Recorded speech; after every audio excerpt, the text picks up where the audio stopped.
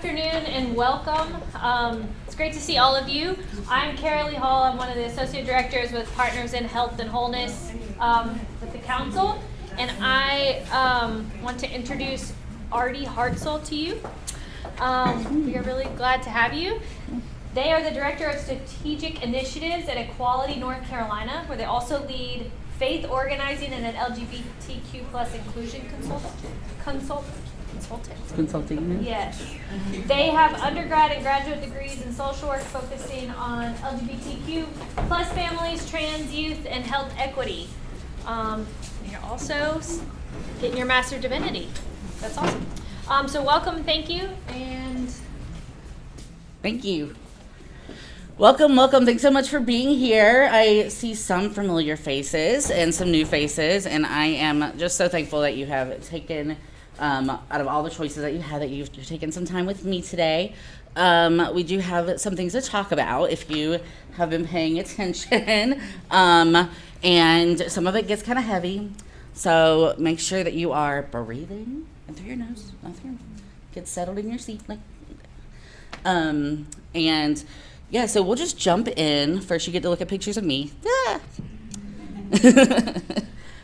So first I want to talk a little bit about Equality North Carolina. So Equality North Carolina was founded in 1979. We are the oldest statewide LGBTQ organization in the country. So you've heard of Equality Florida, you've heard of all the other equalities. Those are friends of ours, and we all have joined together under the Equality Federation. But we were formed specifically as a legal defense team for people who were experience homophobia. One of our founders was facing 10 years in prison for a consensual adult relationship. The ACLU at that time said we are not in the business of defending homosexuals. We had to really build up our group and be safety for each other. And you'll see phrases like "we keep us safe." That's really what we stand for. And when we started, we came up with some principles that we wanted to meet, some core goals, like statewide non-discrimination protections, employment non-discrimination protections. So in the 80s, we were talking about some of the things that we're still fighting for today. We've obviously seen our movement get friendlier in some ways, and in some ways more toxic. So we're gonna go through some of that today. We're gonna talk about what's going on, the current context of LGBTQ legislation, and what we can do about it, because I feel like that's the really good part. Who here has advocated in the General Assembly this session? Nice. Well, you want to tell what it's like? No. Hard. Mm-hmm. And feeling like we were voiceless, but also feeling empowering with the community who was there present, sitting together. That's great. Thank you. Anybody else want to say what it was like? Our 23-year-old was there, Melissa, and she and Debbie actually got to meet each other. When she came home, she went to bed. She was very frustrated. She felt like she had no voice, that our legislators were not representing democracy. And so she was depressed. Now she enjoyed, like Debbie said, she enjoyed the fellowship of meeting the other people there. She appreciated you guys being out there and boostering them afterwards. Oh, she was there on that day. Yes. Okay. Okay, gotcha. We will definitely talk about that day. Yeah, it was frustrating. Yeah. Ooh. I was in Charlotte at my desk doing some monitoring, and our staff was like, please tell us what to do. Please tell us how to help these people. And I was like, I don't know. So we'll talk about it. Give them answers. And we were like, we don't have the answers yet. And I'm so sorry. So let's jump into it. This person is Eddie Nadopu, and he is a queer, Black, disabled South African. And he says, advocacy is not a luxury.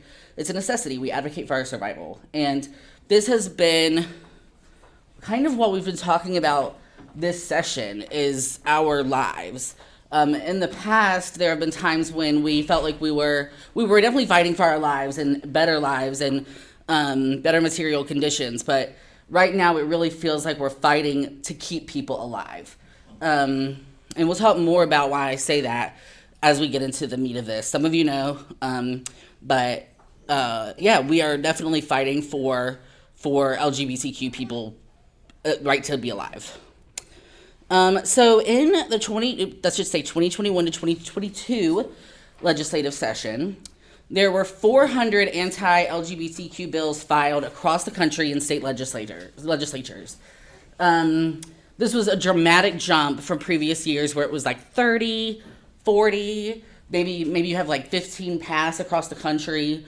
Those kinds of years happened post HB2. We had the worst anti-LGBTQ law in history with HB2. Some other states were like, okay, we can try that. And now there has been a huge shift. So in 2021 to 2022, we saw over 400. By right now, of the 2023 and 2024 legislative sessions across the country, we're at over 500 anti-LGBTQ bills. So this is a phenomenon where organizations that are kind of a web of organizations are writing legislation and shipping it out to whoever will take it. And whatever works, other states will try to copy it as much as they can. You'll see some extreme versions of bills and some that are like, okay, they tried it, but they're gonna soften it a little bit. And we'll talk about how advocacy comes to play in just reducing the harm, even though there's still harm. 70% of the bills that have been filed across the country are targeting LGBTQ youth in schools. Specifically trans youth, but all LGBTQ youth. And I would even say like the majority of bills in general target, if not LGBTQ youth, their caregivers and their educators. They, like anybody who is allied with an LGBTQ youth has seen themselves become a target or a potential target. My cousin is an art teacher. She shared something about, what's that Pizza Hut thing where you read a book and you get a pizza? That thing, we did when we were kids, yeah. She shared this, and somehow this was, I guess they had done something LGBT friendly, I'm not sure, but she was getting called a groomer for sharing something about reading for Pizza Hut. So, right. So just being a little bit friendly, or even having the like potential that you might be supportive, is putting targets on people, and that's on purpose to make people afraid. And if you're afraid, you're more likely to not do anything. So we are working on ways to help folks feel confident in the ways that they can move. And we'll keep talking about that. But the bills that you see across the country right now are limiting curriculum and instruction. So we see Don't Say Gay. We see anti-CRT bills. This is very similar stuff, just limiting instruction. Requiring parents and guardians permission to access any student clubs. Reporting to parents if their kid goes to a student club. We've seen forced disclosure of students' gender identity and pronouns to parents. So say a student doesn't feel safe at home, but really needs to talk to their counselor. Any talk of LGBTQ identity questions would go immediately back to the parent. They allow religious refusals for staff to ignore student pronouns, and this is something that's currently in the courts. And limiting or banning participation of transgender youth in sports. We haven't seen all of these in North Carolina, but we have seen the vast majority. While only, and I know this is hard to see, but I will tell you what it says and it'll go out. While only a small percentage of these bills become law, it's really important to understand their impact. So some of y'all have seen that impact in real life, in the youth that you serve, in the youth that you care for, in the families that you are or care for. 93% of trans and non-binary youth have said that they're worried about trans people being denied access to gender-affirming medical care. 93%. 91% of trans and non-binary youth said they've worried about being denied access to a bathroom. And 83% have said they are worried about being denied ability to play sports. So it's all about access to spaces. We know that even before these waves of bills, trans youth have been afraid to use the bathroom at school. We have heard a lot of cases throughout the years of kids holding the bathroom and not going at school and getting UTIs, kidney infections, increased disease from just simply not taking care of their bodies because they are afraid. Some schools started to let them pee in like the janitor's closet bathroom or wherever, but a lot of them don't. And it really has been up to the school how they deal with it. The research scientist at the Trevor Project just says that recent political attacks aimed at trans and non-binary youth have not only threatened their access to health care, support systems, and affirming spaces at school, they've also negatively impacted their mental health.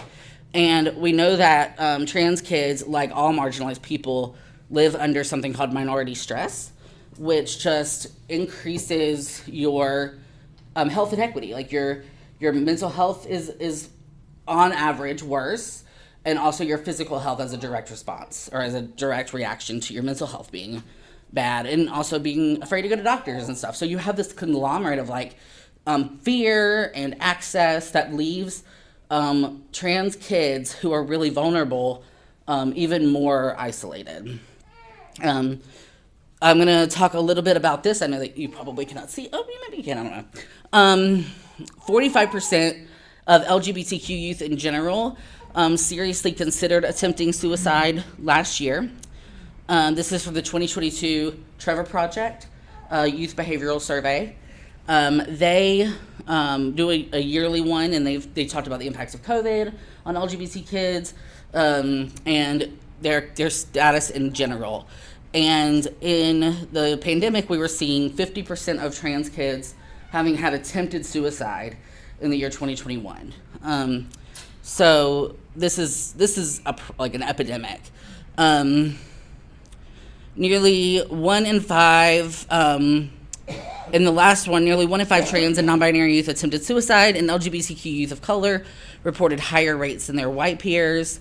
If they had support, they report attempting suicide at less than half of the rate of those who don't, which makes sense. Fewer than 1 in 3 said that they have a gender-affirming home. If your school is affirming, you have a lower attempted suicide rate. And 60% of LGBTQ youth who wanted mental health care in the past year was unable to get it. The pathway to getting mental health as a youth, as a child, can be difficult because it requires conversations with people who are gatekeepers in all of your care, right? So this is a really important thing to remember, as well as like when you're working with youth in your faith setting. And then LGBTQ youth who live, again, in a community that's accepting have lower rates. 45% of LGBTQ youth seriously consider suicide. We talked about that. And it goes up based on race. And if it's a trans youth, they go up even higher. So Black, Indigenous, and other people of color, youth of color, have higher rates than white LGBTQ youth, white trans youth. And that's primarily as a result of living under layers of oppression and marginalization, right? We don't want to take that and say, okay, well, clearly their communities are more homophobic and transphobic. That's not the answer. That's not where we're going. The answer is a lot of times communities live in fear, first of all, of their kids having another obstacle and oppression that they have to deal with, and just the world. So a lot of what we've seen has been a backlash to federal wins. This is kind of how politics has worked since forever. We won marriage in 2015. We saw HB2. In President Obama's administration, all of the administrative offices determined that SOGI, which is sexual orientation, gender identity, and expression, is used in politics and law, and it means all of the sexual orientations and gender identity, including straight, but usually people think LGBTQ. Anyway, President Obama's administration said all of the people are protected in all of the systems, Health and Human Services, prisons, HUD, protected. And then President Trump came into office and undid all of that. So we had a rule where homeless shelters had to accept trans women. If they serve women, they have to accept trans women under President Obama. Under President Trump, that rule was done away with. So it's also hard as an LGBTQ person to even keep track of like what your rights are, because I don't even know how much of this I would know if I wasn't spending 55 hours a week reading about it. And then in June 2020, the Supreme Court surprisingly ruled that trans people are protected from discrimination in employment. All LGBTQ people are protected from discrimination in employment. Now, that does not mean that the EEOC is hearing cases.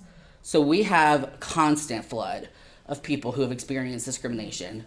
And there is the EEOC, first of all, it's a hard process. You can't miss a step. You can't be a day late.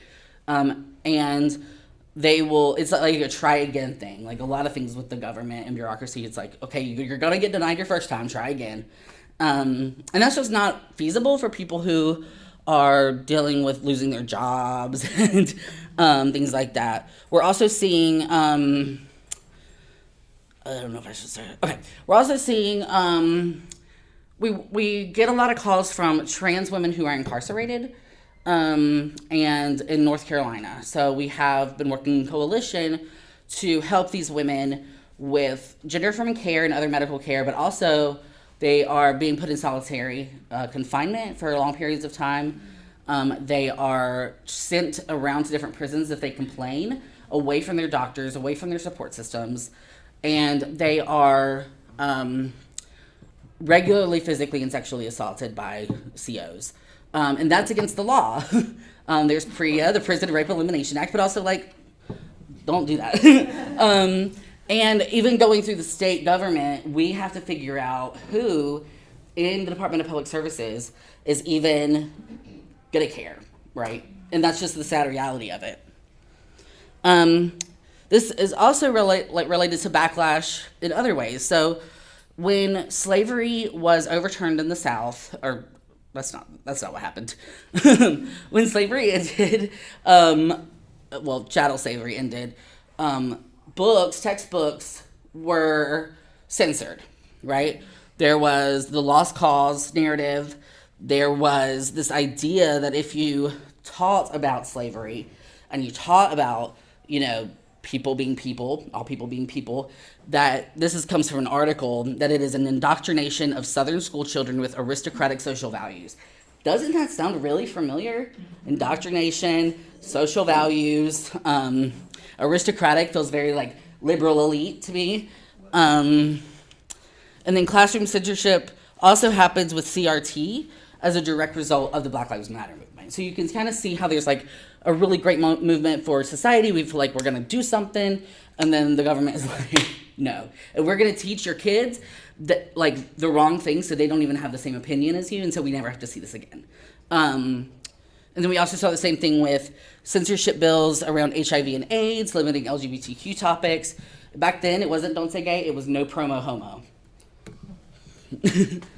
This is pretty much what we talked about before. There's the youth bills. There's also bills that are prohibiting trans people from accessing facilities, bathrooms, locker rooms, allowing medical providers, to deny services based on closely held religious beliefs, and limiting teaching on race, gender, and equity.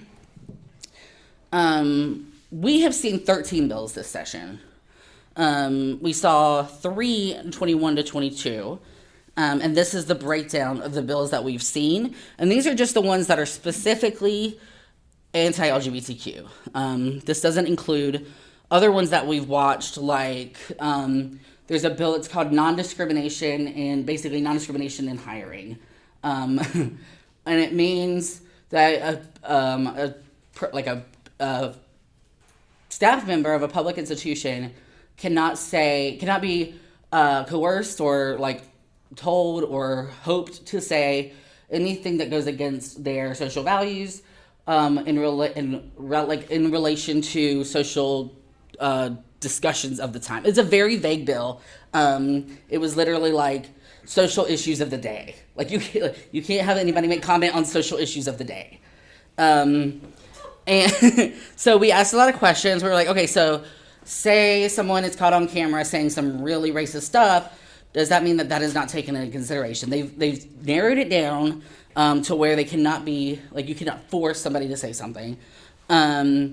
There are some other bills that we'll talk about in a second as well.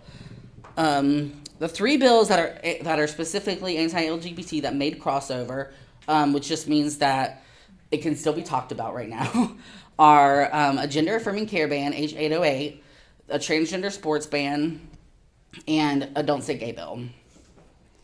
And this is the bills we're tracking. So, our Don't Say Gay bill is called the Parents' Bill of Rights.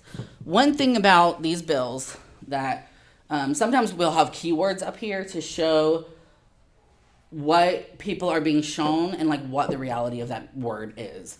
So, indoctrination. That's awful. Nobody wants their kids indoctrinated. Mutilated. Well, obviously, I don't want my kid mutilated. Parents' rights. Oh, I don't have rights? Give me some rights. And so we have this system where words are played up. There's equality in education. That's not for us. You know, this is about literally, it's a Don't Say Gay bill. It tells schools they can't have diversity and equity trainers in schools or like brought in. It continues the critical race theory myth, and it censors a bunch of history, right? And then the Parents' Bill of Rights bill, the S-49, this is the one that has moved. It flew through the Senate in February in like 2 days, multiple committees, and then it did not go to the House, and we're not entirely sure what happened. So here was my experience. We have a program called Electeds for Equality and Out-Electeds, which are people that we know are on our side, based on what they said at the time. And there was a House member who was not coming to our briefings or our trainings, who I have had suspicions about for a few years, but, you know, don't listen to Artie. A lobbyist was talking to us, and I was like, you need to talk to Representative Cotham and see if she is with us on this bill. And he did. He went to her, and he said, my client is wondering, blah, blah, blah. And she said, you can tell your client that I am good. And then I'm still worried. And so I talked to people in Charlotte who were like, yes, you need to support Representative Cotham. And I was like, she's ignoring my emails. She has legislative assistants saying that she's the busiest person in the world, which is interesting since she was being ignored and not asked to do anything, apparently. So this is not like a Representative Cotham speech. This is a process talk. Okay. So then I'm talking to these like allies who are reaching out to her. We got one email from her that said there is not a House bill, which is not the question I'm asking, because if there gets to be a House bill, it's going to move in 2 days. I need to know what's going to happen when this happens. And then she told a friend of our organization that this was early March, that she was with us and that we could make a graphic with her picture and say that she supported us and put it on social media. Right. So we did not do that because she can do her own PR. But could you imagine if we had done that? So we're trying, and we're having to deal with individual legislators who have said one thing and are doing another, and she's not the only one. Like, the whole reason we're having today in the General Assembly is because of people not keeping their words in the elections. And really, honestly, being bullied by the potential of elections flyers. Maybe not her, but the elections flyers say things like, your candidate voted for indoctrinating children. Your candidate believes in killing babies. Your candidate believes in mutilation. So there's this idea that the populace is not educated. And that's on purpose. And they continue to do it with curriculum. Again, we see the prohibit compelled speech in higher education and non-discrimination and dignity in state work.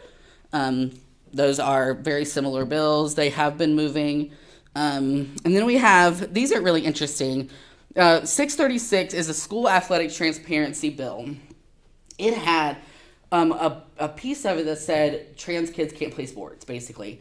It's a rule that would make the North Carolina High School Athletic Association be under the legislative rule, which they love to do. They love taking independent agencies and deciding they're in charge of them. And they've done it with democracy. They've done it with all kinds of things. And, the president of this association came forward and has to give a committee speech like the rest of us do, and is like, this is silly, this is not what's happening. But there was so much backlash to this bill that they took out all of the trans parts of it.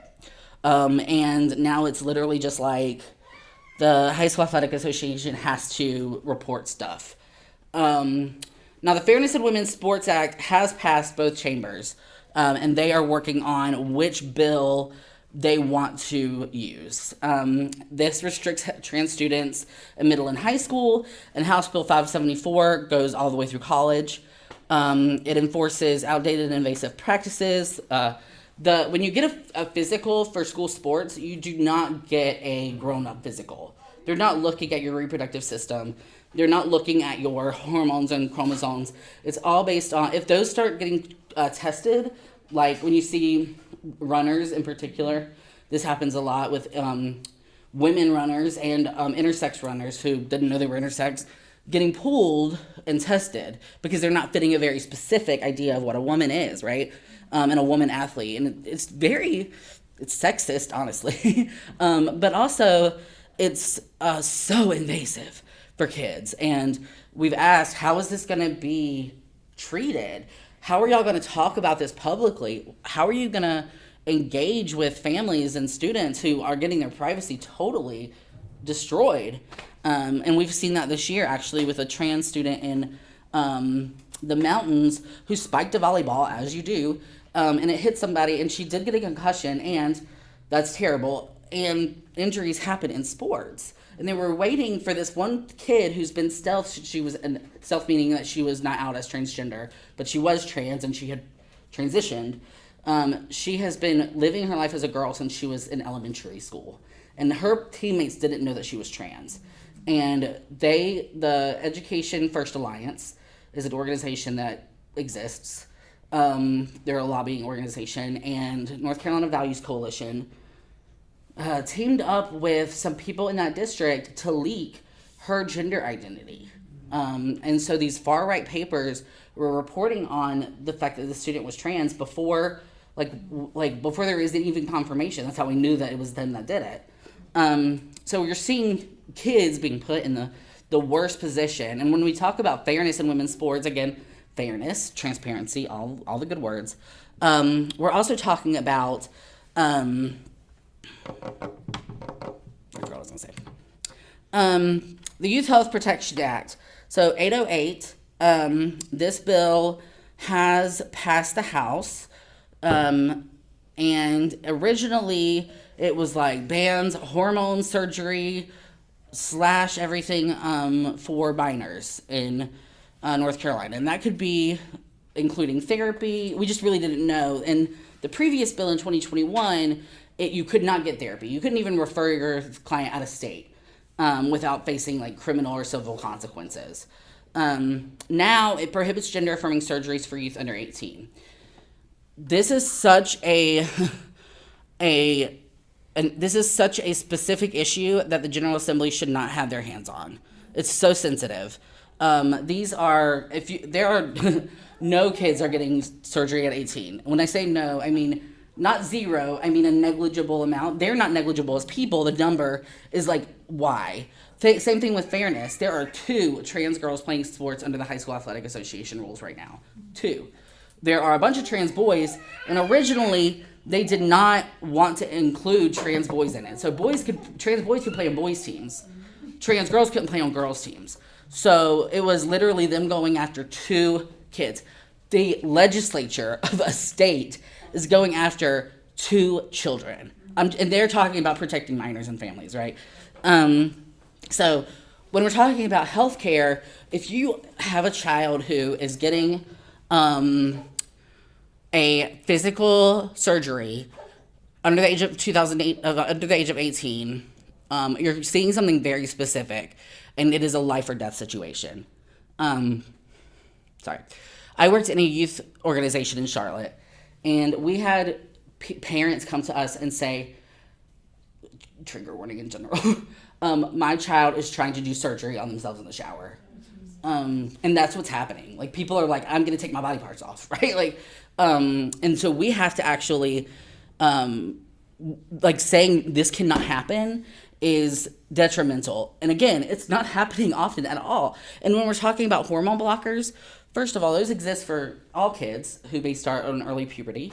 But they also, last year, only like 5,000 kids went on puberty blockers in the whole country.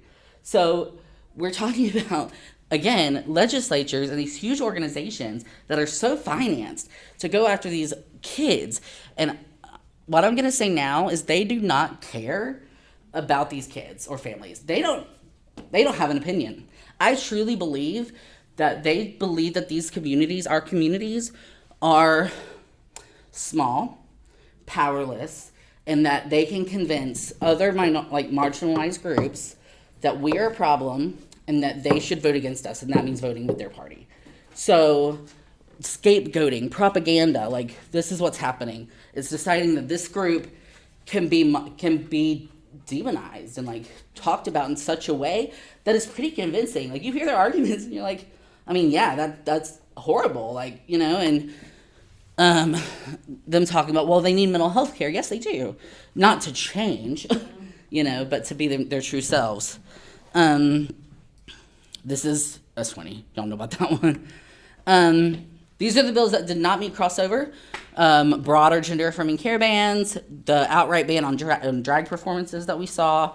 Barely, they tried. We thought they were going to ban drag on all public places because Speaker Moore said something to that effect last year, like, ooh, we may do this, like, and we were ready, but the backlash is just too much, and the party we're nonpartisan, and the party that's pushing these bills is fractured, which is really an interesting thing to see, and because it's based on if you live in a district that needs to be more moderate, you're not going to want to pass extreme bills that attack individual liberties and privacy, which is not generally a Republican value. We have not seen the House be able to come up with a don't say gay bill that they agree on. We have not seen the House come up with a lot of answers to some of these other bills, or even be able to conference with the Senate and come to a compromise on much. So thankfully, we haven't seen much. But you know, North Carolina, the session never really ends.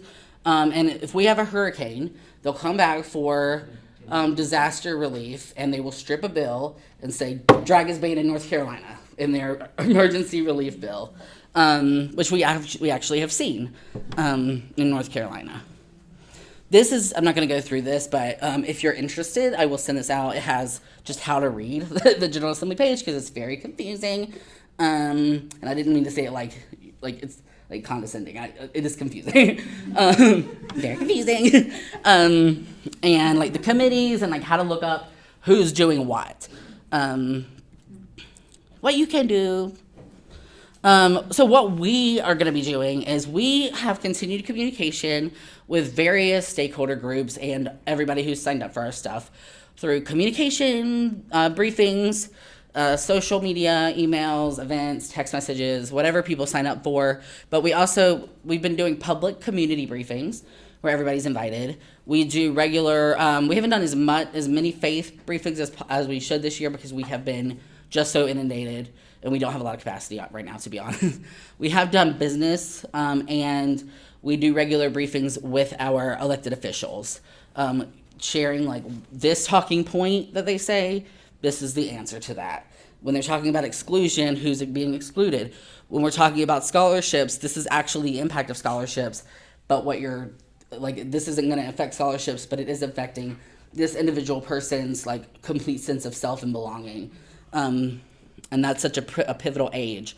So we continue to act as a resource. When they ask for things, there was a morning where we literally just offered office hours on Zoom for like 4 hours for any elected that just wanted to pop in and ask us questions. And yeah, mobilizing around any of the issues. We got a medical sign-on letter, and it has about 800 signatures of medical providers who said, I don't want this. So the community has been very responsive, thankfully. we're hearing from the General Assembly that this year was very low in terms of like community participation and advocacy of people coming to the legislature and saying this is my problem or contacting their legislatures. I know it doesn't seem right, and I think the last couple of weeks obviously have picked up, but when we were there for our advocacy day on March 29th, they're like, nobody comes and sees us anymore. So it's hard because it's like, yeah, people need to mobilize when the big stuff is happening, but that's also happening earlier in the session. So we're saying a bill's going to the next committee, and we're trying to get people there, but it's hard. A lot of them are kids. There are youth taking off school. We have a kid from Charlotte who's 17 who goes out of school, who's a trans guy who has been stealth with his friends and who has been coming to the legislature saying this is causing problems. And like these families keep coming out, and sometimes they don't get heard. And it's really difficult. And like trans people in general have lower economic status than everybody else, and LGBT people in general have lower economic status. So being able to leave work, usually a part-time, hourly paid job, and getting to the legislature is hard. That is a burden for people. Here's some things that you can do. Sign up for our newsletter, and I'll show you that in a second. And follow Equality NC on Instagram, Twitter, and TikTok, and Equality North Carolina on Facebook. We share calls of action and volunteer asks. Sometimes the algorithm doesn't show things, so just sometimes check in. Reach out to your legislators and the legislators on committees or who might be difficult. Like if there's somebody who you think would support, but maybe wasn't present for a vote one time, and you're like, oh, you weren't present on the gun permit bill. Red flag. So I'm going to make sure that you're there. We also ask legislators if they're unsure, if they're more moderate, to take a walk, to not be there that day, to have an appointment. There are things you can do to help legislators that aren't on your side but really aren't that against you to reduce their influence. So you think about who has power in this moment, how much does your vote count, right, in the supermajority, and then what's your influence level, and how much do you hate or support us, and can we pull down some of those levers, reduce your hate for us, or reduce your influence. And sometimes they just want support with how to dodge the issue entirely. And we have had amazing folks come and speak in the committee hearings. Some faith-specific stuff. We do faith leader organizing. We have been revamping our program because when I came on, there were like a list of 300. Clergy don't stay in the same place. Bounce back emails. And I had an intern last year who was going through and starting in the Triangle, inviting like 3 or 4 clergy to small roundtables. And like moving out. We're going to do it like across the state. She was just based in Wake. But I think that has been a really effective thing. If anybody wants to help do that with us and organize those, that would be super helpful, just to make sure that we have an active, accurate list of clergy and faith leaders, lay leaders who want to be involved, attending our faith-based meetings and advocacy days, and being really present as a person of faith. And one thing I'll say about that is there's long been a story that clergy are powerful advocates because you're expected to feel one way, but you feel another way. That's changed slightly. Now it is clergy pretty much all feel the same way. They're all anti-gay, but there's like a couple that are pretending to be clergy or pretending to be people of faith who are just mostly activists. And that's kind of the refrain you'll hear. Like, this is an activist person who's in a clergy position, misusing their position. And that really happens when you have a few people who are really vocal. Chris. A few people who are really vocal in your community, at the legislature. And this is such a hard topic for so many congregations, how they're going to be involved. And a lot of times clergy are afraid of their jobs, losing their jobs, and being targeted, right? We've had churches that have been spray painted. We have in Hendersonville, just last Sunday, we had street preachers outside preaching against First Congregational.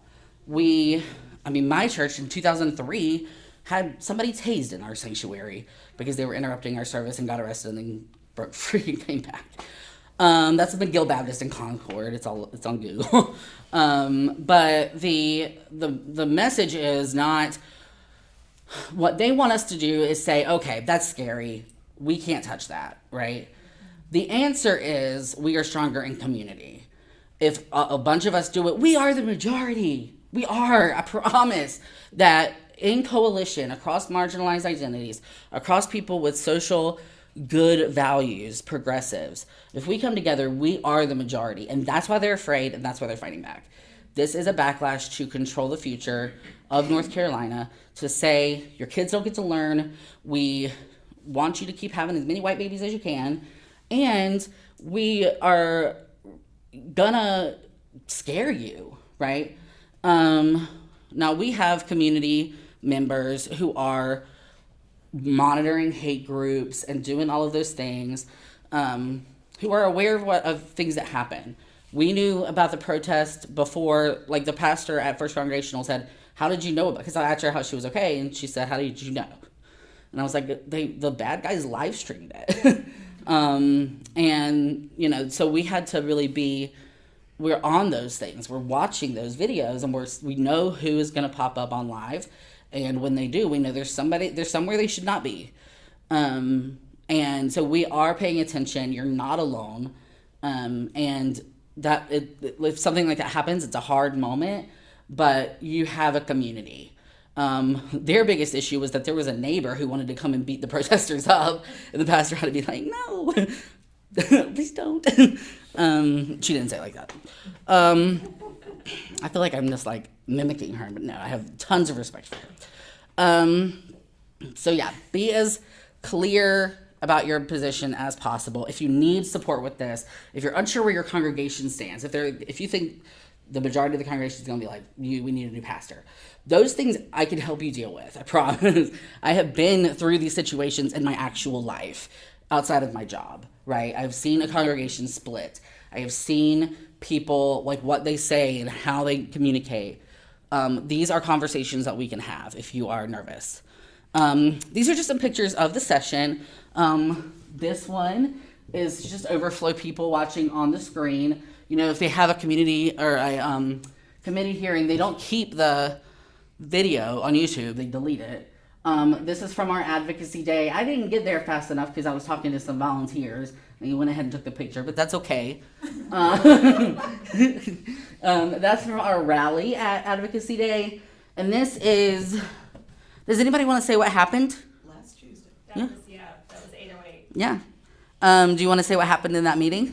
So there were, the Bill 808 was put at the very end of the agenda, and at 13 minutes till 10, it had not, or until 9:50, it hadn't been brought up yet. And the chairperson said, we have 13 more minutes, we have a hard stop because another committee is coming into our room. And so just wanted to remind people of that. So they kept on talking about whatever bill it was that they were on, and then they finally wrapped that up. The sponsor of 808 came up, took a while and introduced it, and then had his 3 colleagues behind him and said, oh, and these co-sponsors might want to say a word as well. So Representative Fontenot grandstanded for the next every single second that he could, and just went on and on and on and said the most hateful things I have ever heard in person. I've heard bad things come out of other states and watched YouTube clips or whatever, but that was the in person. It was evil. And then the committee chair said, okay, we're out of time. There are committee members who were frantically waving their hands waiting to ask questions. The committee had no opportunity for questions, much less any of the packed seats in the back of People from the public. the public who were there to speak. And then they took a voice vote, and of course it passed, which they knew it would. Mm-hmm. And then the committee meeting adjourned, Mm-hmm. and everyone was expected to walk out. So lots of boos. And then the public. And then the stream stopped. Yes. Yeah, there was so families ended up outside. This is in the blue shirt up here. That's our organizing director. We have a couple of staff in this group who, at this point, are frantically texting me and saying what happened, what is the amendment? Because there was an amendment. We were like, what is going on with this bill? And we were like, we are analyzing as fast as we can. Just be present for people. Tell them you know how hard it is. And our we have young trans staff. Like they are there and they're impacted by this. So we came up with some exercises around healing and that we're going to be doing if we have the situation in the future where we're preparing people and then having safe spaces. Representative Austin has offered her office for this. So we're going to have some more, and we've been doing we started doing healing meetings, like community healing meetings with meditations and stuff. So, yeah,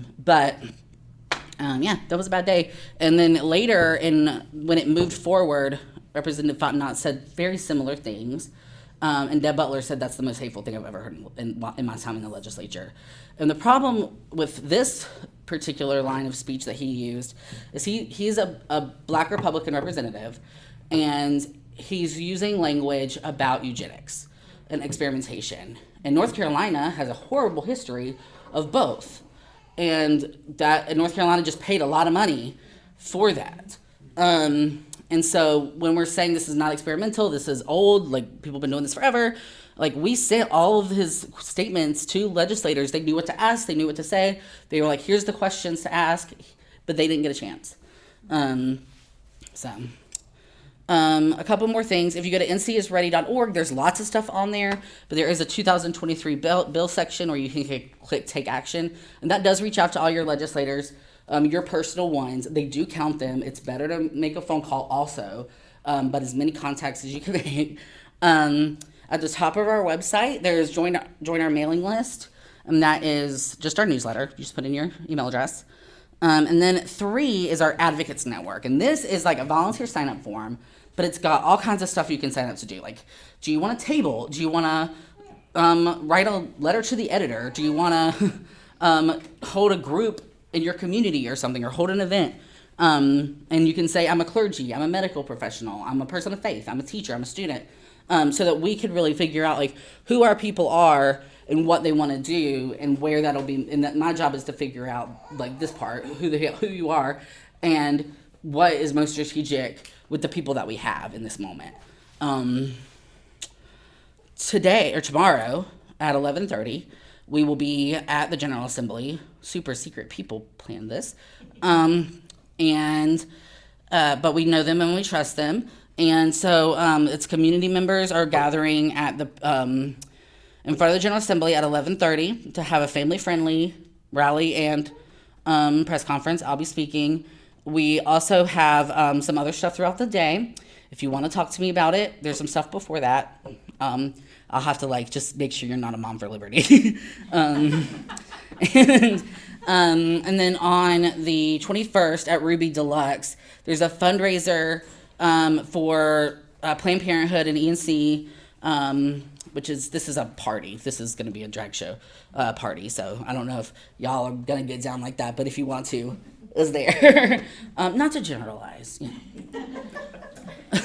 Okay, we're wrapping up.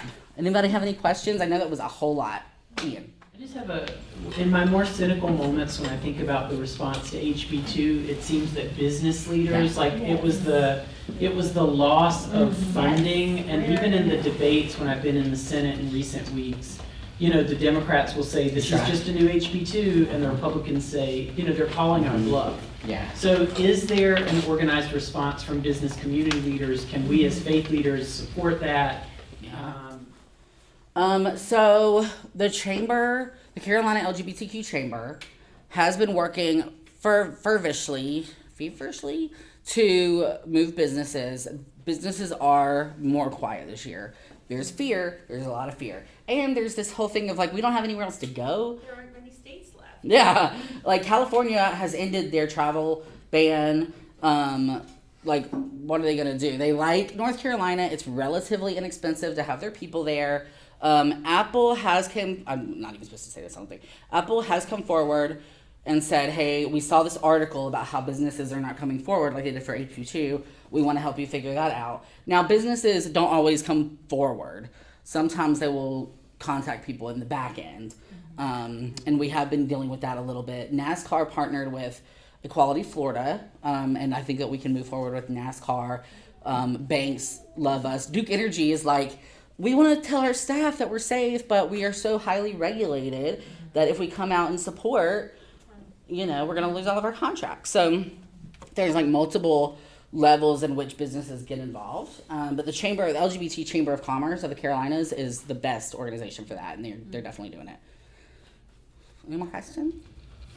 So really quickly, I know that we've had crossover, and when do these bills actually, is it by June the 6th they need to, what's the next thing?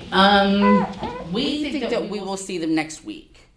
And if not next week, the week following. It's so hard to know. Yeah. But we do know that they want to go home, so for a little bit. But the budget sometimes drags out until like September, October. So it's really hard to know.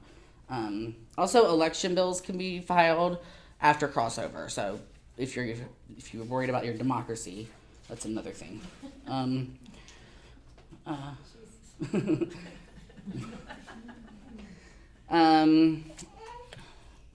Okay, we have 2 minutes. I'm gonna say something. So I was on a call with an organizer from the Carolina Jews for Justice.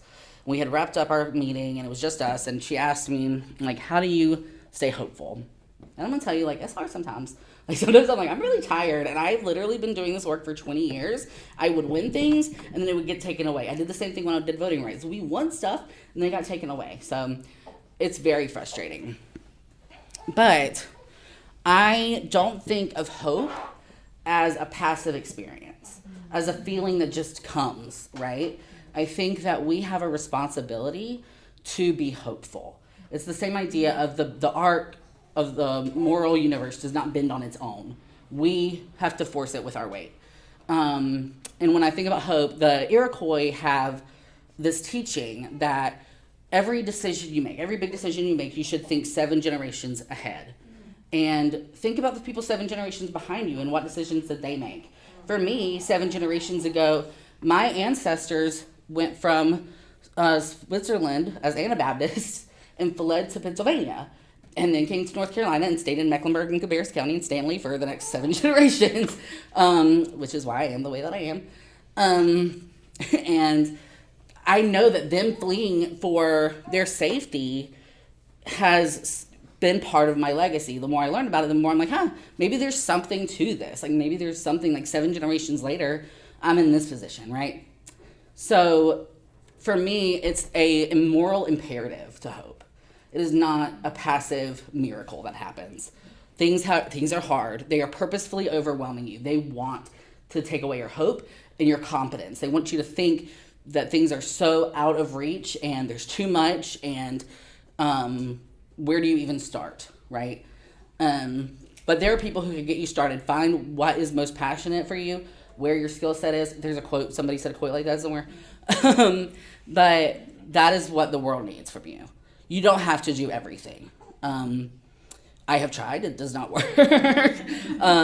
This is really my lane. Gen Z, we can't put all of our hope on Gen Z. Everybody, or not everybody, but a lot of people put hope on millennials. We are broken, we are tired. So what we're asking for is to not rely on the next generation. Don't give up. Don't say, okay, my hope is in my children. You are fighting for your children, or for your family's children, and for your church's children. And they deserve to be alive, right? Because we are pro-life. We are in pro of people staying alive once they're alive. And not necessarily by any means necessarily, but that's like a whole other conversation. So generally, when people people should not be denied care or love or support or affirmation when they are not hurting anyone and they are saying, I am hurting. The answer is not to reject them. And as people of faith, we know that, right? We don't close our doors for hurting people. But yeah, we don't hope miraculously. We hope because we're supposed to hope. So that's at the end. Thank you so much for coming today.